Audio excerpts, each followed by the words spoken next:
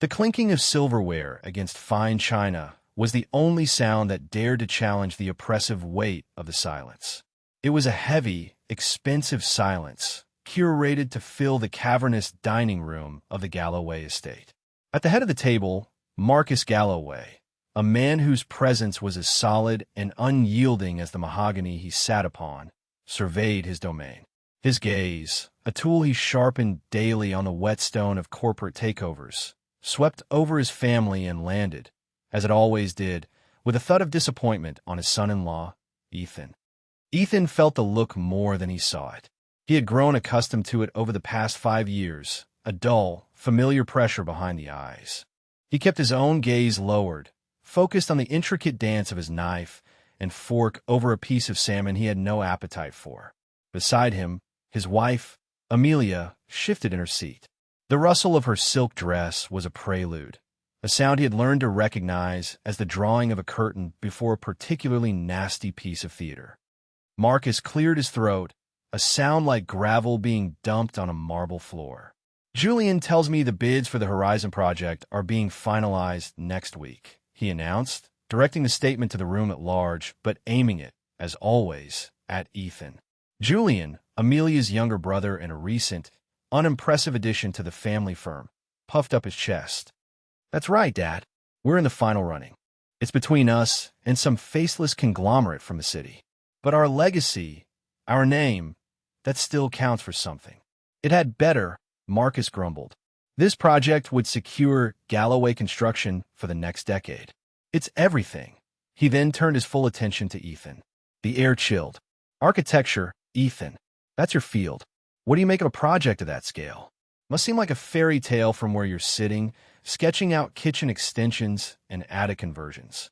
The insult was as polished and well-worn as the family silver. It was designed not to draw blood, but to leave a faint, bruising stain of inadequacy. Ethan felt the familiar heat crawl up his neck, but he met it with a practiced calm. "It's an ambitious project," he said, his voice even. "The lead firm, Nexus, is known for its vision. Whoever wins the partnership will need to be at the absolute top of their game." Amelia laughed, a brittle, tinkling sound that held no humor. It was the sound of a chandelier shattering in a distant room. "Oh, Ethan, you're so wonderfully academic. It's not about vision, darling. It's about connections. It's about power. Things you wouldn't really understand." And there it was, the second act of the play, the wife's dismissal, reinforcing the father's condescension. It was a perfectly choreographed routine. Ethan's fingers tightened on his fork. He could feel the smooth, cool metal of the pen in his jacket pocket, a simple silver cylinder that was his constant companion. He often found himself touching it in moments like this, a subconscious anchor in a turbulent sea. Eleanor, Amelia's mother and the silent, perpetually smiling enabler of her husband's cruelty, chose this moment to pipe in. "Amelia, dear, don't be unkind. Ethan tries his best. It's not his fault he wasn't born into a world like ours." The patronizing defense was somehow worse than the initial attack. It painted him as a charity case, a stray they'd kindly taken in. Ethan looked across the table, from Marcus's smug confidence to Eleanor's placid smile, to Julian's youthful arrogance. And then he looked at his wife. Amelia, the woman he had once believed saw past all of this.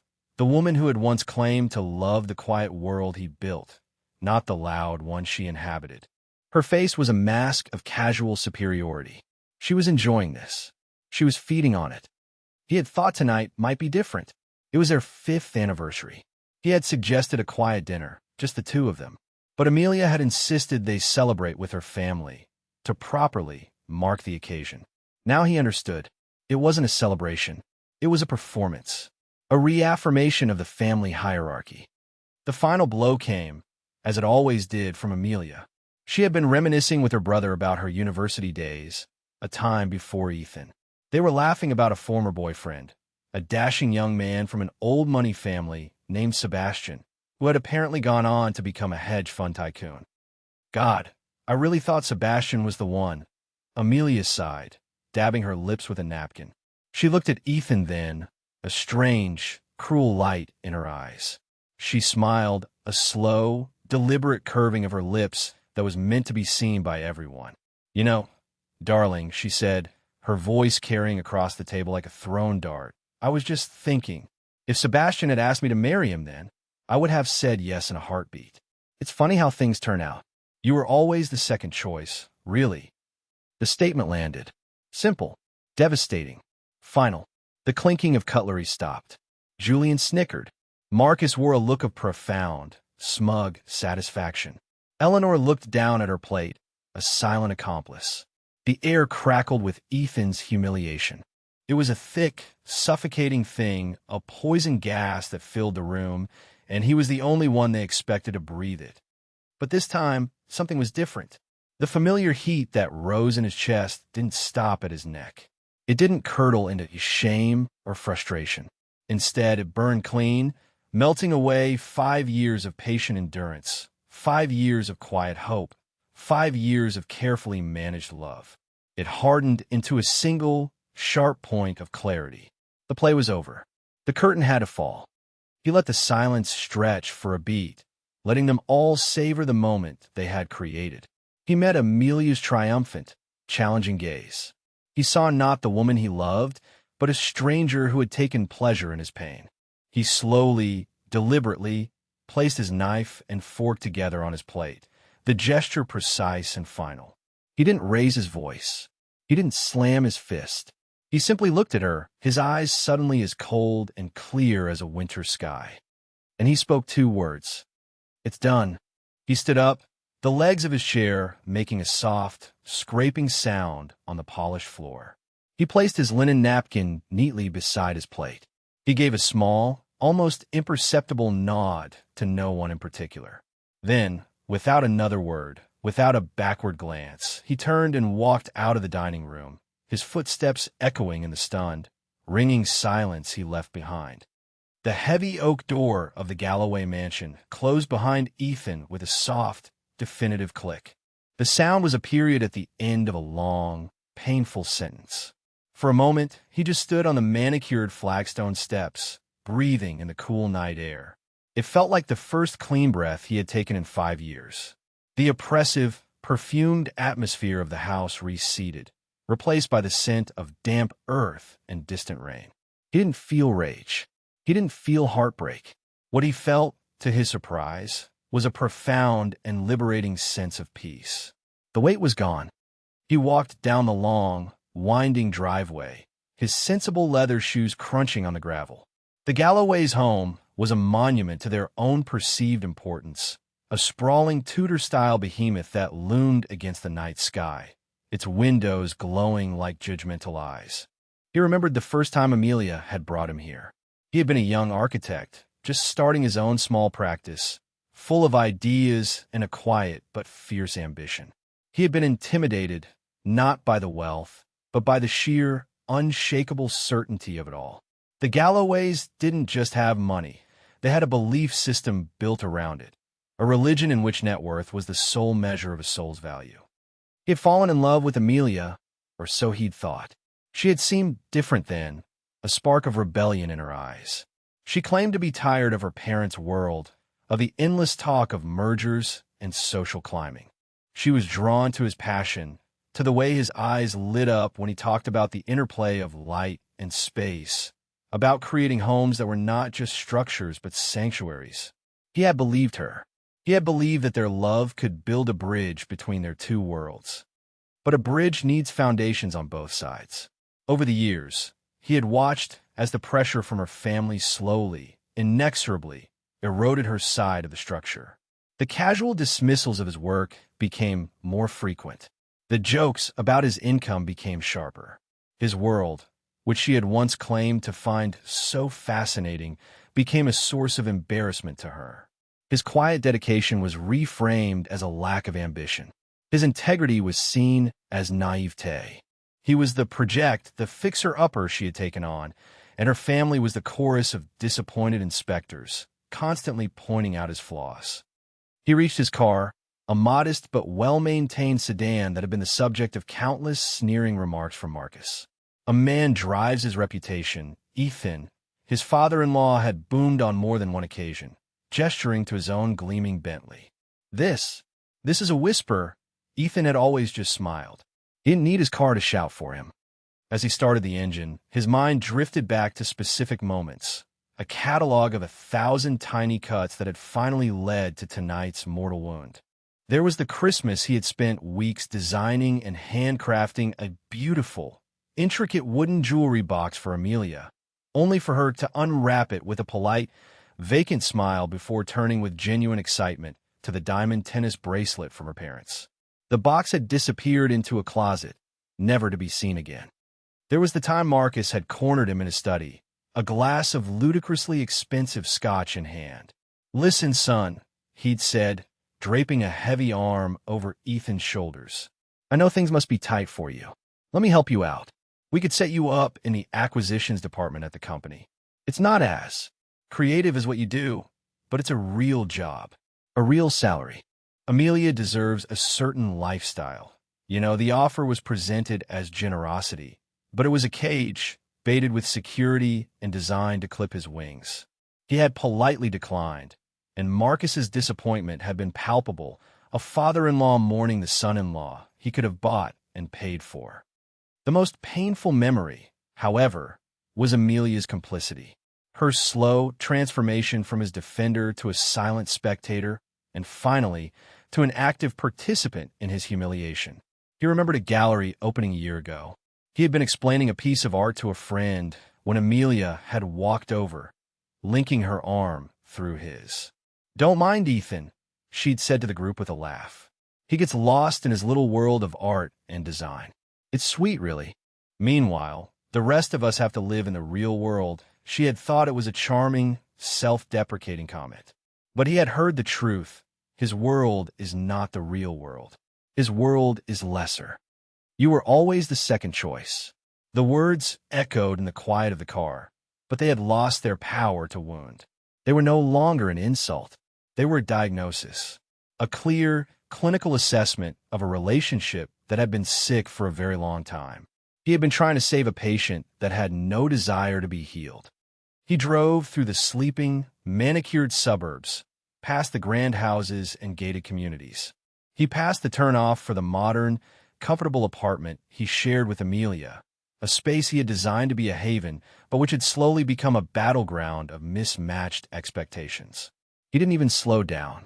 He just kept driving, heading toward the city, its distant glow of promise on the horizon. He was not running away. He was running toward a life he had been living in parallel, a life the Galloways, in their monumental arrogance, could never have conceived of. He felt the silver pen in his pocket again, a gift from a client years ago. It was a custom-made Lamy, weighted perfectly, its sleek barrel cool against his skin. To Amelia and her family, it was just a pen. An affectation, perhaps. To Ethan, it was a key. It was the tool he had used to sign the contracts that had quietly, methodically built an empire. It was the instrument with which he had sketched the designs that had won him international acclaim under a name no one in the Galloway orbit had ever thought to connect with him. The city skyline grew larger, a forest of glass and steel that he knew as intimately as a lover. He wasn't just an architect who sketched kitchen extensions. He was a man who shaped skylines. And the Galloways, who believed they stood at the pinnacle of their small, provincial world, were about to find out just how small their world truly was. He was not heading home. He was heading to his office. And tomorrow, the work would begin. The real work. Back at the Galloway estate, the silence Ethan had left behind had curdled into confusion, then indignation. For a few moments, no one moved. They were actors on a stage whose lead had just walked off mid-scene, leaving them with lines that no longer made sense. Julian was the first to break the spell, letting out a nervous, incredulous laugh. "Wow, what was that? Did he really just walk out?" Marcus slammed his hand down on the table, making the silverware jump. The sound was a thunderclap in the stillness. "The ungrateful little pup," he roared, his face turning a dangerous shade of crimson. "After everything we've done for him, for our Amelia, to walk out of my house, in the middle of dinner." Amelia was still staring at the empty doorway, her expression a mixture of shock and fury. Her perfectly constructed moment of triumph had been stolen from her. "He'll be back," she said, her voice tight. She was trying to convince herself as much as the others. "He's probably just gone for a drive to cool off. He's overly sensitive, you know. He'll be back by morning, with his tail between his legs, begging for forgiveness." "He'd better be," Marcus snarled, pointing a thick finger at his daughter. "You need to get him under control, Amelia. A husband should know his place.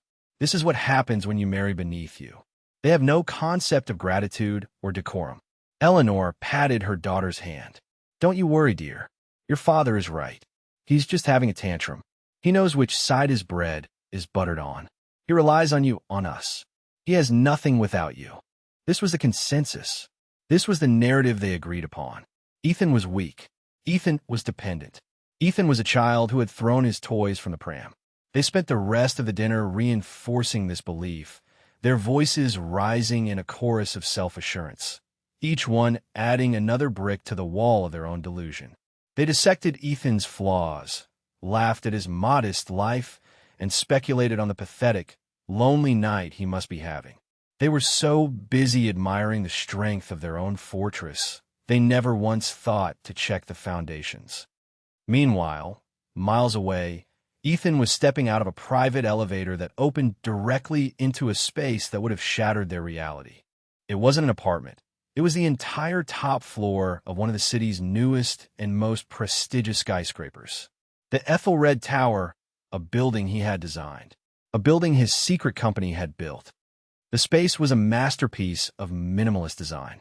Floor-to-ceiling windows offered a breathtaking 360-degree view of the glittering city below.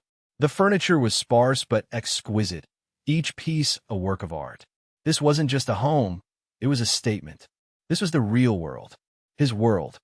He walked past the living area, through a door that blended seamlessly with a wall of dark walnut, and into his true sanctuary, his office. It was a vast, two-story library and design studio. One wall was covered in screens displaying complex architectural models, stock tickers, and secure communication channels. Another was filled with books on engineering, philosophy, and art.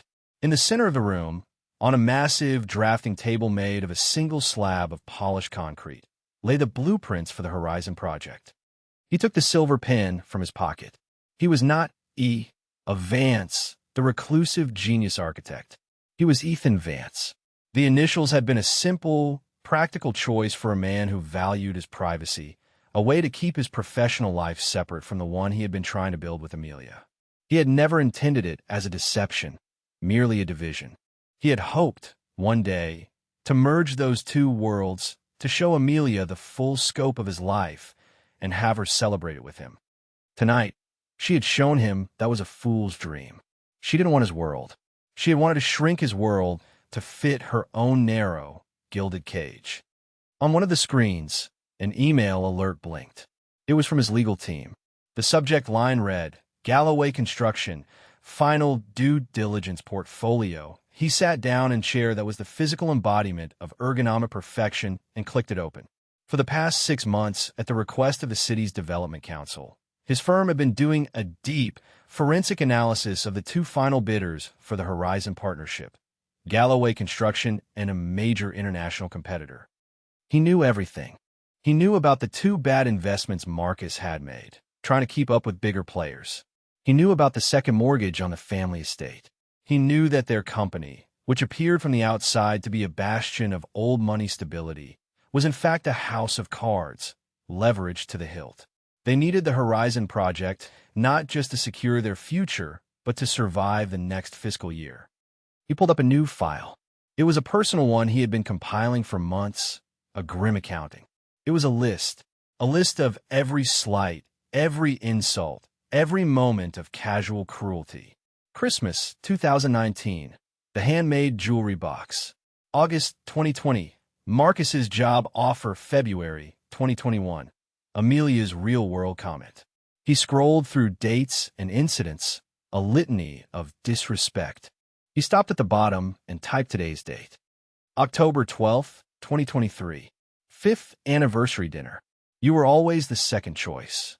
He looked from the list of grievances to the financial data of the Galloway Empire.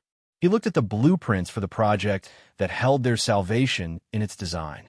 And he understood, with chilling clarity, that all the parts were now in place. This wasn't about revenge. Revenge was a messy, emotional affair. This was about architecture. It was about deconstruction. A flawed structure had to be brought down before something new, something stronger and more honest, could be built in its place. He picked up a secure phone and dialed a number. It rang once. "Sterling," a crisp voice answered. "It's me," Ethan said. "Activate the Phoenix protocol. Effective immediately." There was a pause on the other end, then a low whistle. "Are you sure, EA? That's the full-scale option. There's no coming back from it." Ethan looked out the window at the sprawling city below, a universe of lights and lives. He thought of the stuffy dining room, the smug faces, the woman who had promised to be his partner and had chosen instead to be his judge. "I'm sure," Ethan said, his voice as steady and solid as the foundation of the building he was in. "They've made their choice. Now I'm making mine." The days that followed Ethan's departure were, for Amelia, a strange cocktail of annoyance and anxiety. The initial fury and confidence that he would come crawling back began to fade, replaced by a nagging unease. He didn't call. He didn't text. His side of the closet remained untouched. His car was gone. It was as if he had been erased. She tried calling him on the third day. It went straight to voicemail. The pre-recorded message was his usual calm, professional tone, but hearing it now sent a shiver down her spine. It sounded final. She left a message, her voice sharper than she intended. "Ethan, this has gone on long enough. Your little sulk is becoming tiresome. Call me. We need to talk." He didn't call back. Her father was less patient. "Has the boy come to his senses yet?" Marcus would bark down the phone each morning. "Not yet," Amelia would reply, the words tasting like ash. "Unbelievable," Marcus would thunder. The sheer audacity. "Well, let him stew. He'll break. They always do." But Ethan wasn't breaking. He wasn't stewing. He was building. The Phoenix Protocol, as his legal and financial head, David Sterling, had dramatically named it, was a multi-stage contingency plan Ethan had designed years ago.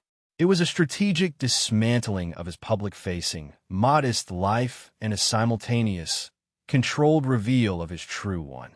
It was designed for a scenario just like this, a catastrophic failure of the personal-professional firewall. The first phase was silent and invisible. Sterling and his team began executing a series of financial maneuvers. Quietly, through a dozen different holding companies, Ethan's firm, Nexus, began buying up Galloway Construction's debt.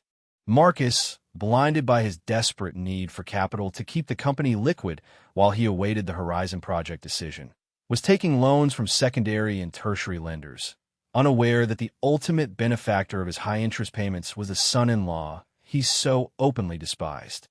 The second phase was more public. The name E of Vance, usually a whisper in the most exclusive architectural and financial circles, began to appear more frequently in the mainstream business press.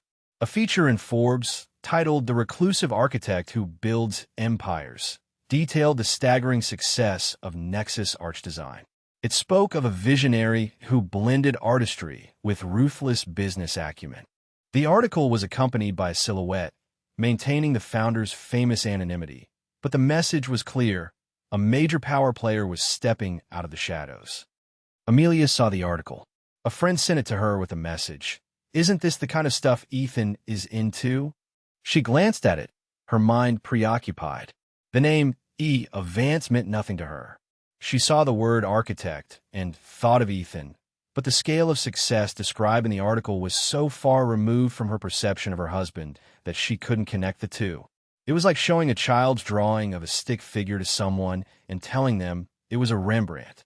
The cognitive dissonance was too great. The tension in the Galloway household was becoming unbearable.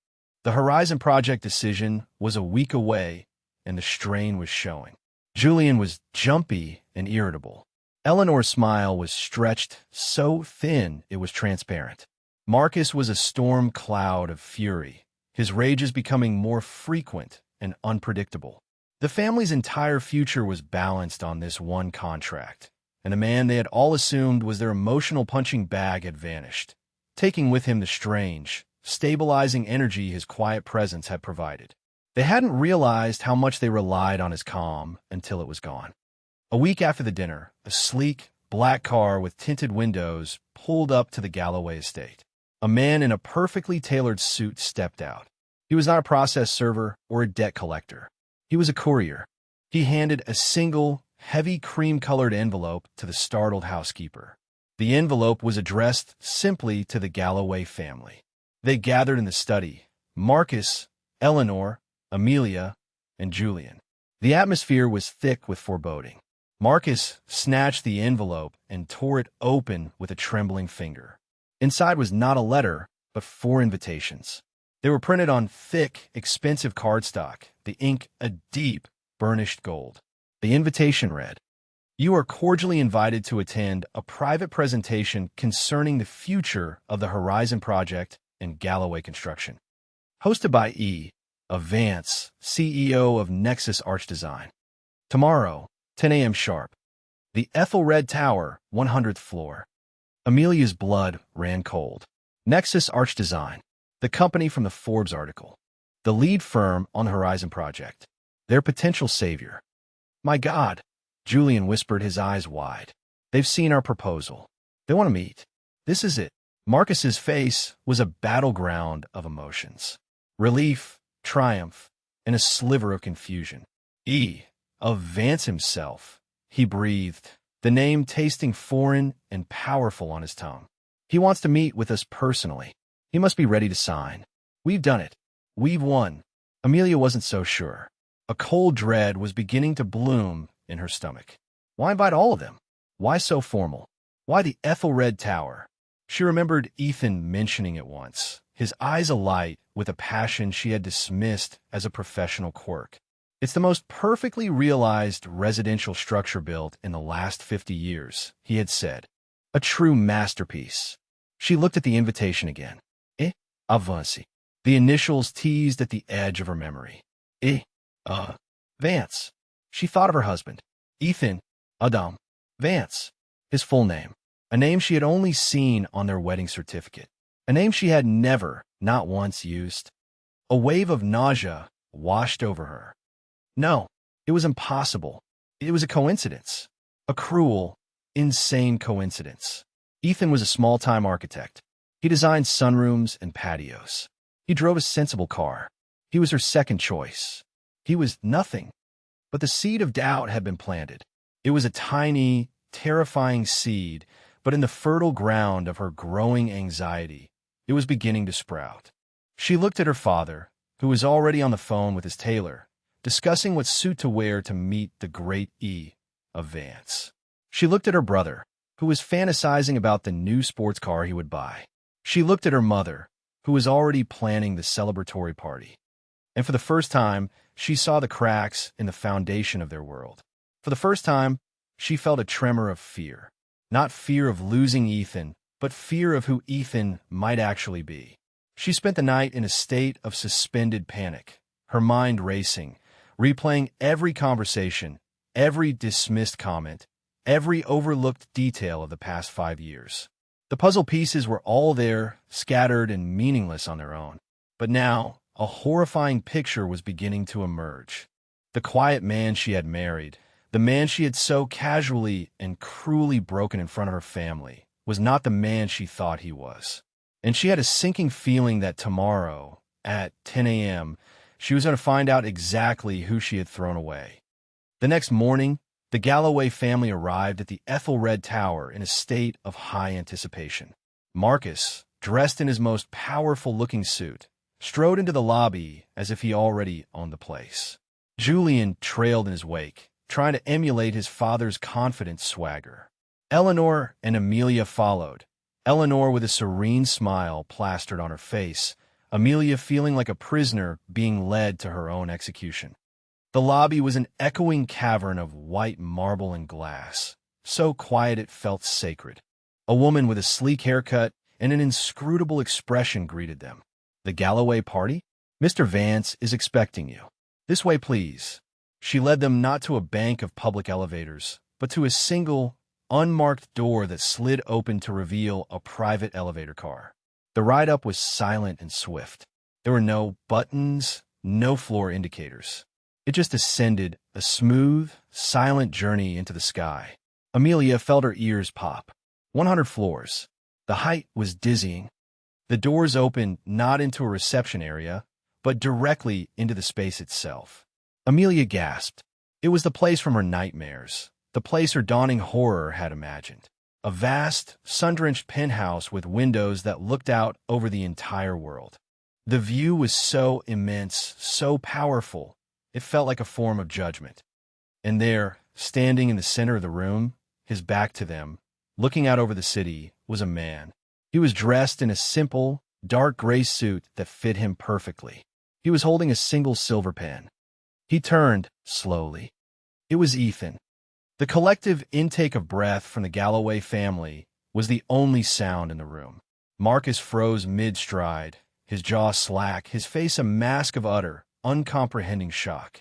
Julian's cocky smirk evaporated, replaced by a look of bewildered panic. Eleanor's practiced smile twitched and died. Amelia felt the floor drop away from beneath her. The impossible, terrifying truth was standing right in front of her, real and solid and undeniable. Ethan, here, in this place. He looked different, or perhaps he looked the same, and it was they who were seeing him clearly for the first time. The quiet humility they had always mistaken for weakness now looked like immense, unshakable confidence. The patience they had seen as passivity now appeared as strategic control. He wasn't the man who had left their dinner table a week ago. He was the man they had never bothered to see at all. Ethan, Marcus finally managed to croak, the name of foreign object in his mouth. What is this? What are you doing here? We're here to see Mr. Vance. Ethan's expression didn't change. He remained calm, his gaze sweeping over them, analytical and distant, like a scientist observing a colony of ants. You are, he said, his voice quiet but resonant in the cavernous room. It was the same voice, but the acoustics had changed. Here, in his own space, it carried the weight of authority. He gestured to a low-slung sofa and a set of chairs arranged around a large coffee table. Please, seat. It was not a request. It was a command. They obeyed numbly, their bodies moving without conscious thought. They sat, a family of deposed monarchs, suddenly finding themselves in the court of a king they didn't know existed. Ethan did not sit. He remained standing, a towering figure against the backdrop of the sky. He let the silence hang for a moment, allowing the full weight of their confusion and shock to settle. You're here to meet of Vance, Ethan said, his voice cutting through the silence. He tapped the silver pen against his palm. My full name, as you might recall from our wedding certificate, Amelia, is Ethan Adam Vance. The words, spoken so plainly, so calmly, were like a physical blow. Amelia flinched. Her father's face, which had been pale with shock, began to flush with a deep, angry red. This is a joke, Marcus sputtered, finding his voice, a voice now laced with blustering denial. This is some kind of sick, elaborate joke. You hired this place for the day? Is that it? To try and intimidate us? To what? Impress Amelia into taking you back. It's pathetic. Ethan smiled. It was a faint, sad, chilling smile. Pathetic. That's a word I've heard a lot from you, Marcus. Usually in reference to my career, my car, my choice of wine, my very existence. He began to walk slowly around the room, his footsteps silent on the polished concrete floor. You seem to be under the impression that this is a negotiation. Or a prank. It's neither. This is an education. He stopped in front of a large, interactive screen that covered one wall. He tapped it with his pen, and it came to life, displaying the logo for Nexus Arch Design. Nexus, Ethan said. My company. I founded it 12 years ago with 2 partners. We bought them out 7 years ago. I am the sole owner. We specialize in large-scale urban redevelopment with a focus on sustainable, integrated design. We don't just design buildings. We design ecosystems. Our portfolio is valued at just over $9 billion. He tapped the screen again. An organizational chart appeared. At the very top, in a box by itself, were the initials, EAV. Julia made a small, choking sound. The Horizon Project, Ethan continued, his tone still perfectly even, is our flagship initiative for the next decade. It's not just a development. It's the prototype for a new kind of city. The partner we choose will not just be a contractor. They will be inextricably linked with Nexus for the foreseeable future. He turned to face them again. For the past 6 months, we have been conducting a thorough, exhaustive due diligence process on the 2 final candidates. A multinational conglomerate from Germany and a small, local firm with a long history. He looked directly at Marcus. Galloway Construction. Marcus straightened up, a flicker of his old arrogance returning. Our history speaks for itself. We built half this city. You did, Ethan agreed. The operative word being did. Your history is impressive, Marcus.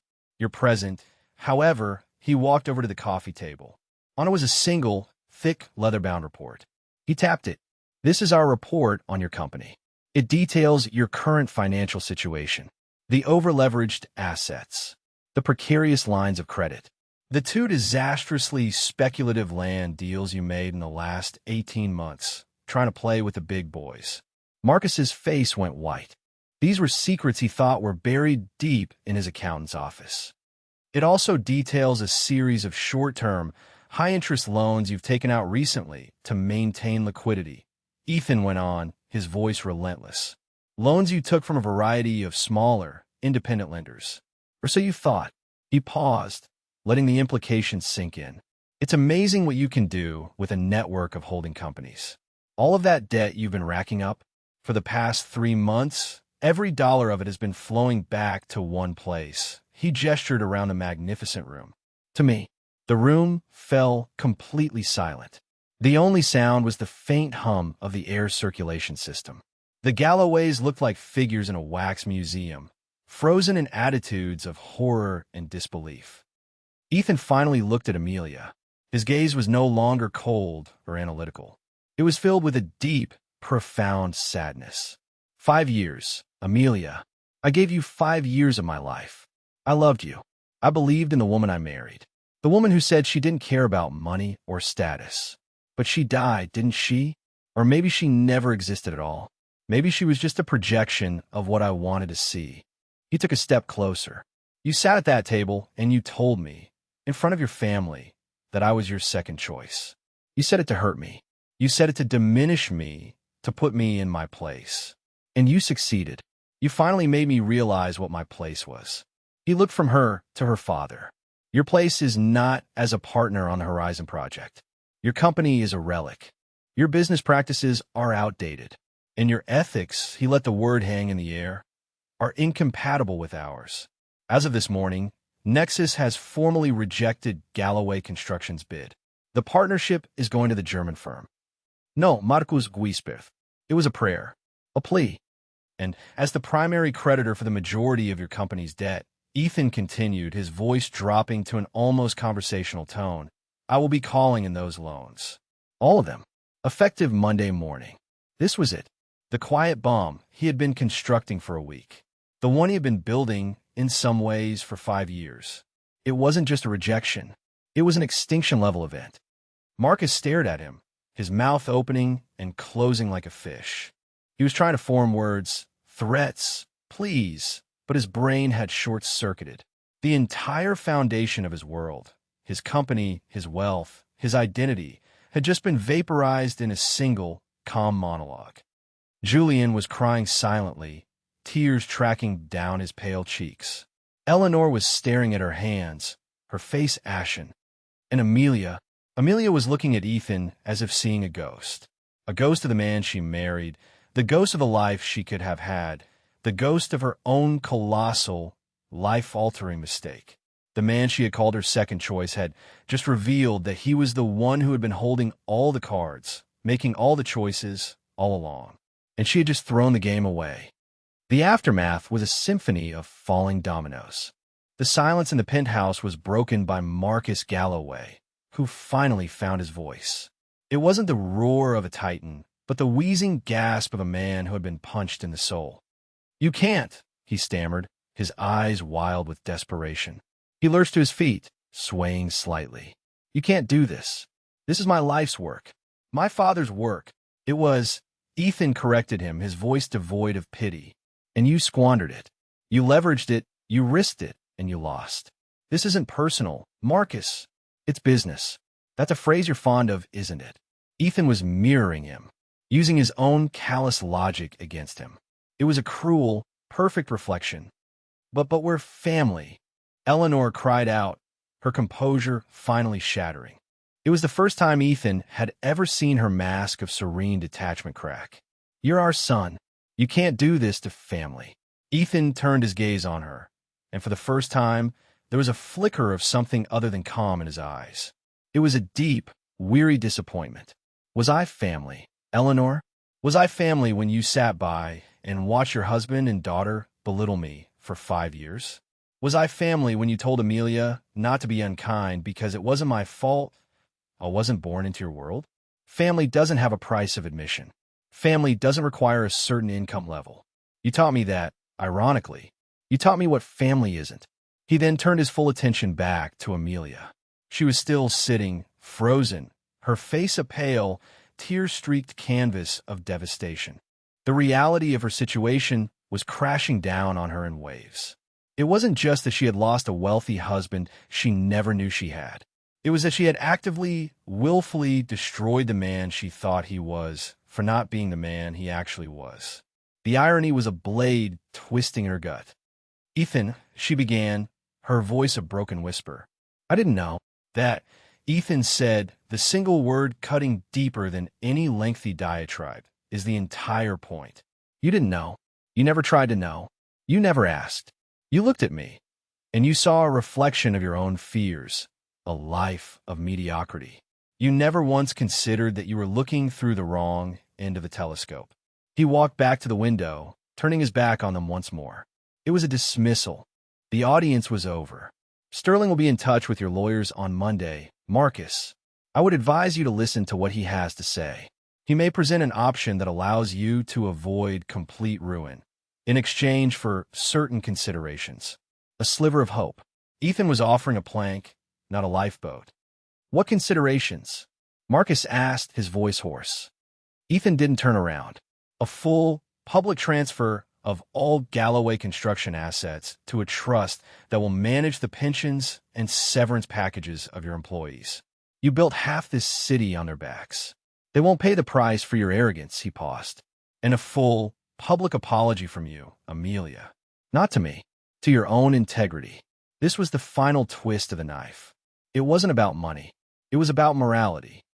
"You're a monster," Julian spat, his youthful face contorted with a mixture of fear and rage. Ethan finally turned, and the look on his face was one of genuine surprise, followed by a sad shake of his head. "No, Julian. I'm just an architect. I build things.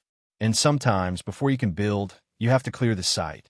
Your family built a faulty structure on a foundation of arrogance and entitlement. I'm just the man with the demolition order." A woman in a suit, the same one from the lobby, appeared at the elevator door. It was a silent, clear signal. Time was up.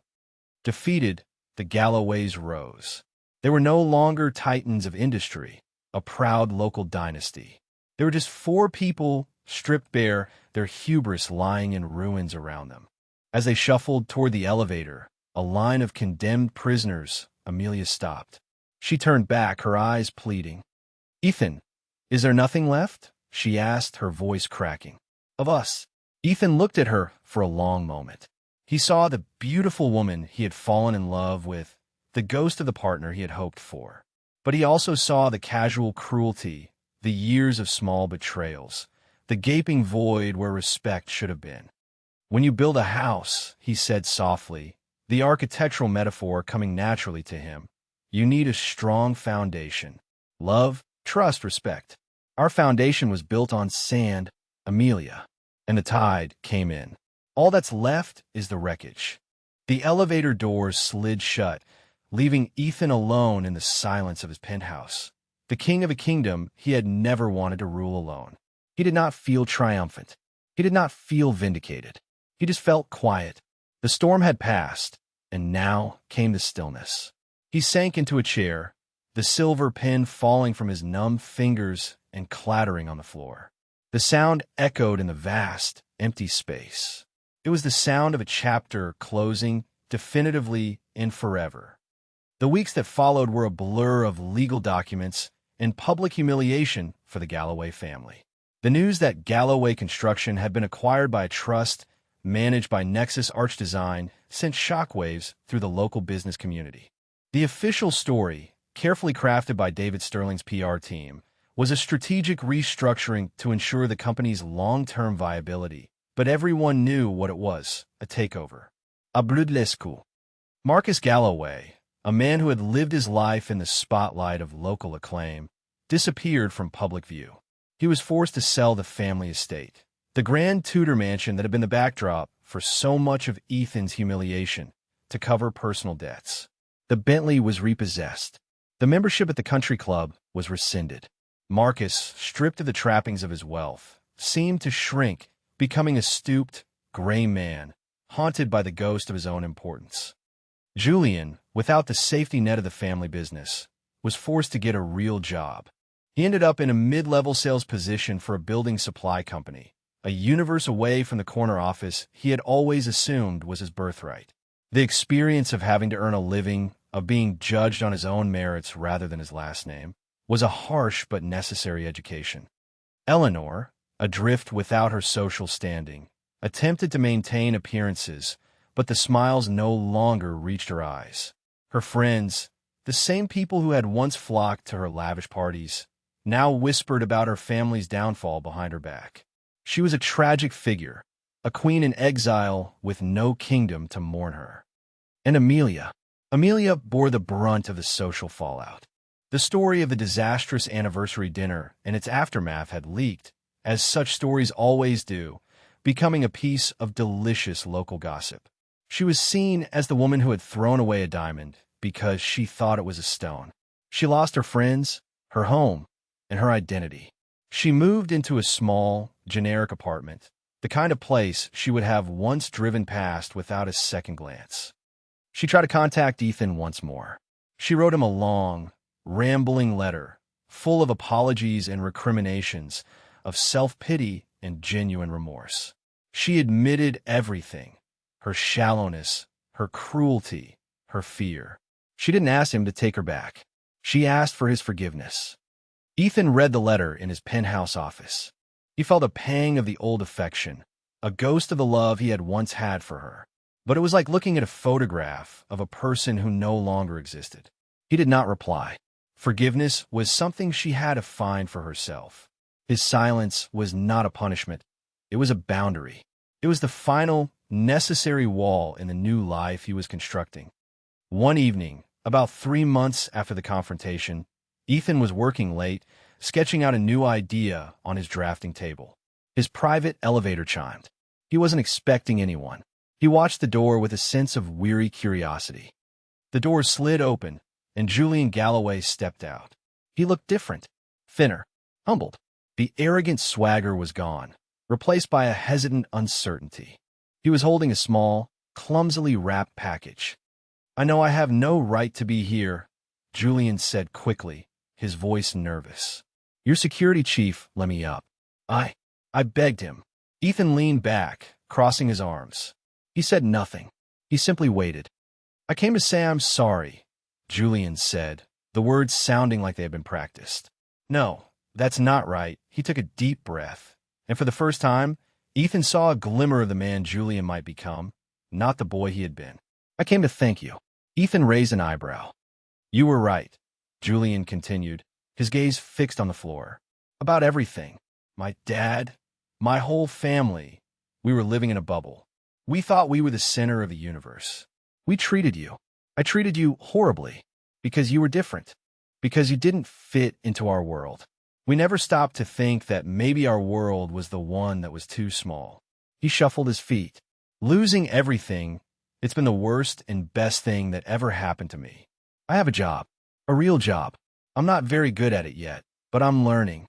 For the first time in my life, I feel like I'm actually building something of my own instead of just waiting to inherit something someone else built.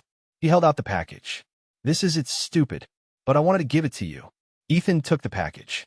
It was surprisingly heavy. He unwrapped it. Inside was the wooden jewelry box he had made for Amelia all those years ago. The intricate carving was still perfect. Julian had polished it.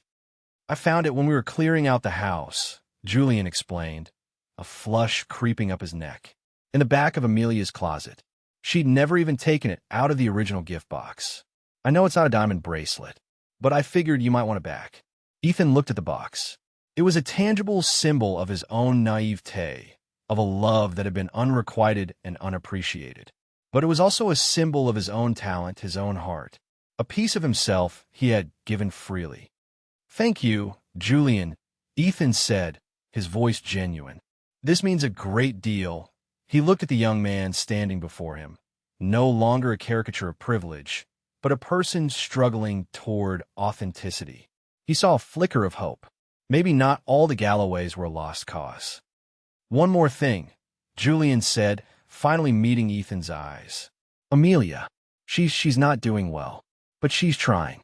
She's going to therapy. She's taking responsibility.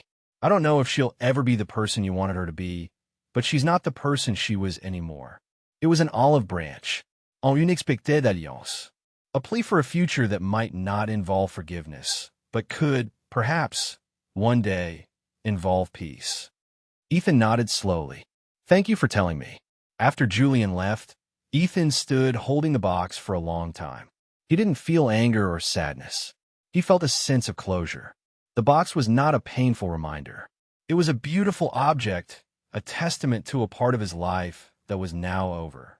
He placed it not in a closet, but on a shelf in his library, among his books on art and philosophy. It belonged there, a piece of his past, integrated into his present. The final piece of the resolution came a month later in the form of a check that arrived by messenger. It was a cashier's check for a significant, but not astronomical, sum of money. There was no letter, only a small, handwritten note attached with a paperclip. The note contained only 2 words. First choice. It was from Amelia. Ethan knew what it was. It was her inheritance, what little was left after the family's financial collapse. She was giving it back to him, an attempt at restitution, a symbolic act, an acknowledgement of the truth she had finally been forced to see. He looked at the check, then at the note. First choice. It wasn't a plea to be his first choice. It was an admission that he should have been hers. He didn't cash the check. He didn't need the money, and accepting it felt wrong. Instead, he endorsed it over to a charitable foundation that provided scholarships for underprivileged architecture students. It was a fitting end. The last vestiges of the Galloways' tarnished wealth would be used to build something new, to give aspiring builders the chance that he had made for himself. He slid the note into the wooden box Julian had returned to him. It belonged there, too.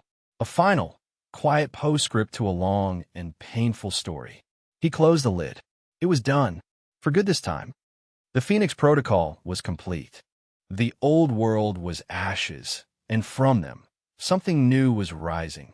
Not just for him, but for everyone caught in the blast radius of the Galloways' downfall.